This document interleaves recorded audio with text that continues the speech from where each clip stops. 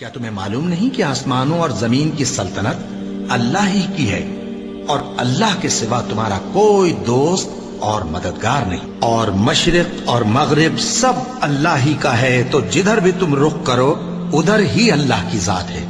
بے شک اللہ صاحب وسعت ہے، باخبر ہے، وہی آسمانوں اور زمین کا پیدا کرنے والا ہے، اور جب کوئی کام کرنا چاہتا ہے تو اس کو ارشاد فرما دیتا ہے کہ ہو جا، تو وہ ہو جاتا ہے۔ سو تم مجھے یاد کیا کرو، میں تمہیں یاد کیا کروں گا، اور میرا احسان مانتے رہنا اور میری ناشکری نہ کرنا۔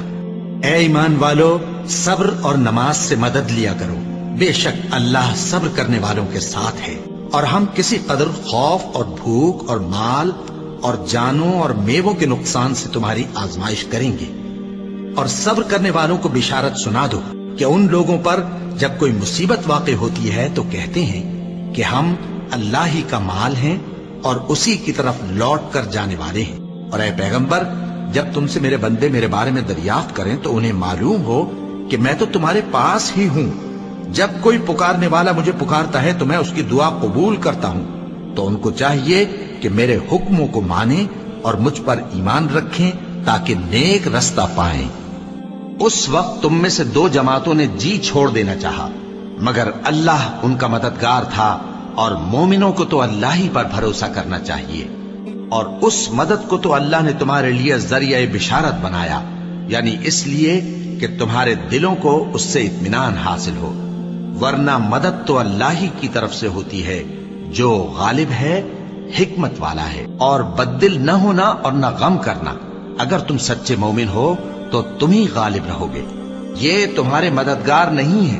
بلکہ اللہ تمہارا مددگار ہے، اور وہ سب سے بہتر مددگار ہے۔ وہ وقت بھی یاد کرنے کی لائق ہے جب تم لوگ دور بھاگے جاتے تھے اور کسی کو پیچھے پھر کر نہیں دیکھتے تھے، اور رسول اللہ صلی اللہ علیہ وآلہ وسلم تم کو تمہارے پیچھے کھڑے بلا رہے تھے،